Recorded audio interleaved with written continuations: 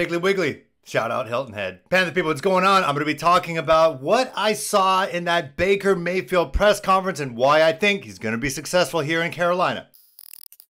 You're watching Panthers Post with Phil Perkins. Sorry if I'm looking a little disheveled. I woke up today feeling dangerous, so I went to go work out, had a shower, came back, had to record this vlog because there's so much to talk about. Before we get to the bake show, let's talk about some merch. Take you behind the curtain a little bit. I've always loved merchandise. I always loved customizing my own shoes, my own t-shirts, my own hats. I remember getting a Philadelphia Phillies hat and putting HIL in the front. It looked awful, but I just liked making things my own. So I thought it was a cool opportunity with this platform here with Panthers Post and with Baker Mayfield, who has a lot of excitement, enthusiasm. He has it. I thought, you know what? I don't want to spend a lot on a jersey. Those things are $200 plus. You know, I don't want to get a fake jersey. I'm not all about that. So I thought, why don't I just make my own t-shirt? And so my brother and I worked together to make this happen. My brother, who is a professional animator, he's worked on movies like Super Pets, which is coming out in theaters. He's also worked on Marvel superhero titles, both for Disney Plus and feature films. I don't think I'm allowed to name them or anything like that. But he designed the actual logo and the back of the shirt. So it is a black t-shirt. It is 60% cotton, 40% polyester. So this thing is not going to shrink on you. I'm only giving you the best because I hate when shirts shrink on me and they kind of turn into dresses. That's the worst. On the chest, it says Bake Show because Baker Mayfield, Baker's Dozen, Bake Shop. It's all open. And on the back, Baker Mayfield in Carolina Panthers colors and in his number 6. So I kind of put my foot out there, put my head out there thinking he's going to choose 6. He ended up doing that, so it worked out. So we start off with a black shirt. Eventually, we're going to get the white, and we're going to get the Carolina blue. So click on the link below, purchase it, rock it. When you do get it in the mail, take a photo, send it to me. I'll share it on the social channels, and it's going to be a lot of fun. I just like cool stuff. I love cool Carolina Panthers stuff. Not going to lie, the NFL Nike products out there, just the design-wise, not my favorite. Shout out 704 Roaring Riot. They have great merch as well, so just want to join in on that and just give you guys some variety to represent. I'll start all this by saying I think he's going to be the starter starting week 1 against the Cleveland Browns. I don't think he's taking a $3.5 million pay cut if he wasn't going to be somewhat told that he's going to have the upper hand to get the starting job. I think Baker Mayfield will be the second most beloved quarterback in Carolina Panthers history after Cam Newton. This is why. So in this press conference, they talked about his 2020 season. You kind of look at last year. He got injured week 2. Week 2, he hurt his non-throwing shoulder, and if you've hurt any part of your body, it's all connected, obviously. Even though you're not throwing with it, it's all connected. He said in the press conference yesterday, he throws very violently, very hard, very intense, and so with your whipping, with your non-throwing shoulder, it's going to hurt. Your accuracy is going to be off. Your velocity is going to be off. So people seemingly are skipping that season, and they're looking at his best season thus far, and that was his 2020 season when the Cleveland Browns beat the Pittsburgh Steelers in the first round of the playoffs, albeit in front of a very sparse crowd at Heinz Field. But they asked him, why was that year so successful, and how could he translate to this year?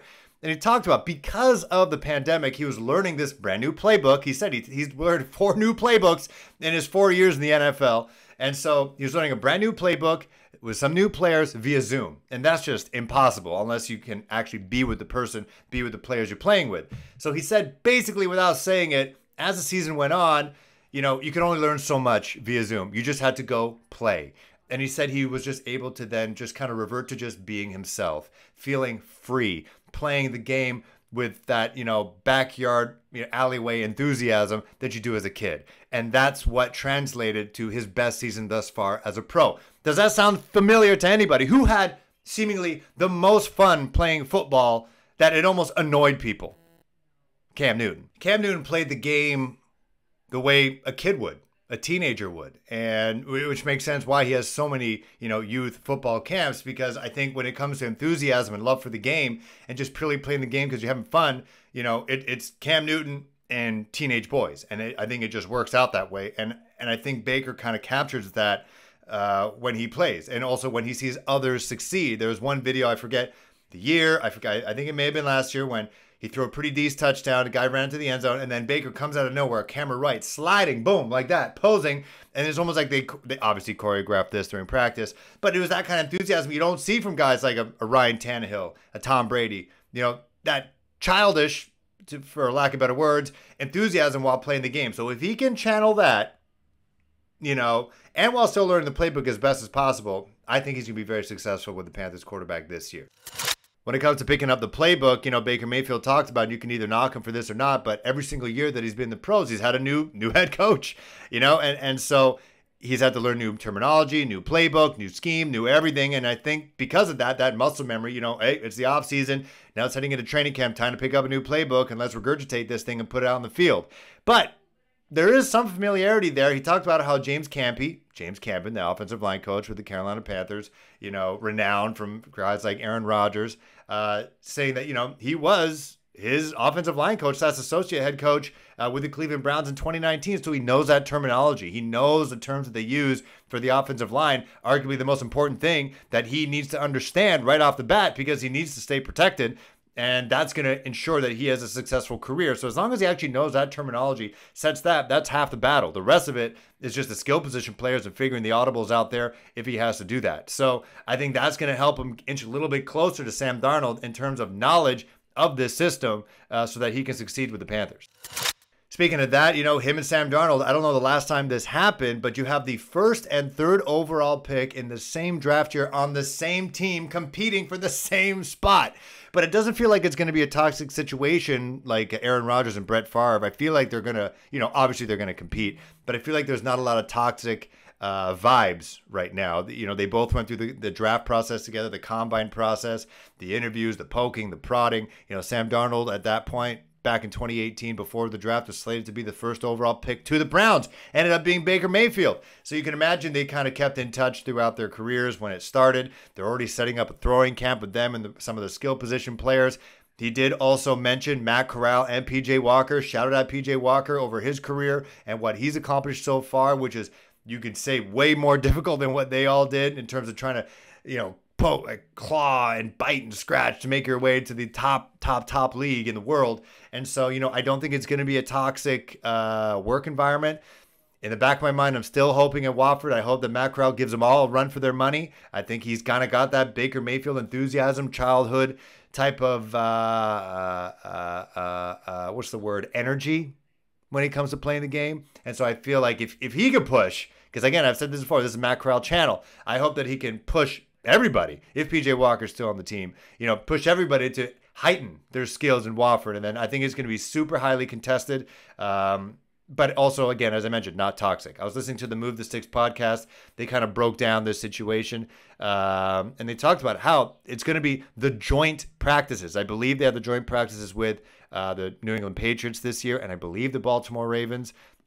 They talked about how this is going to be the most highly contested joint practice ever because, unlike other teams, this is going to determine who the starting quarterback of an NFL franchise is, and it's going to be up against basically live bullets, not against your own guys. It's going to be up against an opposing team. And so, we see how Sam does with that kind of stuff. And so I feel like Baker and Sam and Matt and PJ, if he's there, I feel like that's going to be one thing to watch. I think it's going to be a lot of fun. If I'm the Carolina Panthers social team, I got an ISO camera on these quarterbacks during those joint practices.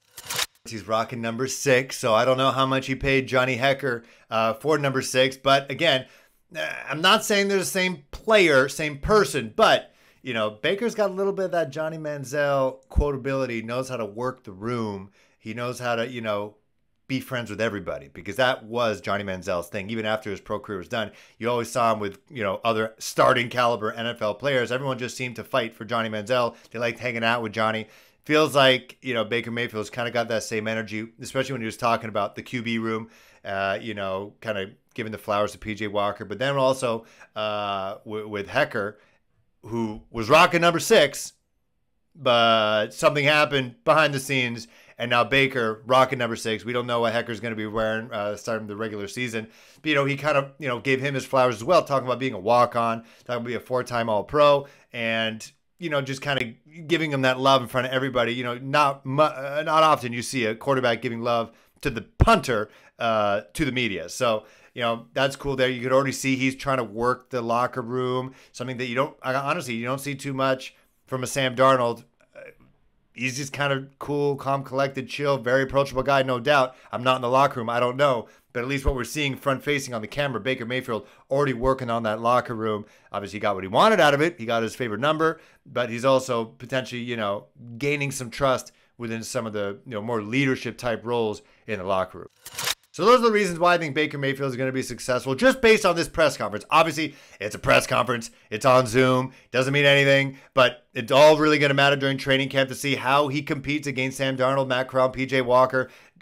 In a way, I'm just thinking now about the preseason games. You don't want to put your starters out there all the time, because if your starter gets hurt, then you don't have a starter for the regular season. But there's 3 preseason games. How much of those snaps are you going to give to Sam, to Baker, to try to determine who's going to be the starting quarterback, and how much you're going to give to Matt Corral? Because if it is Baker this year and he stays healthy, you're not going to see Matt Corral at all against any opposing players. And so it's going to be interesting to see how they divvy that up. Is it going to be a lot of Matt Corral in the beginning, or maybe, Baker and Darnold in the beginning? They're going to split the first quarter, and then the rest of it is just going to be Matt Corral, and then they get a good dose of Matt Corral, see what he can do.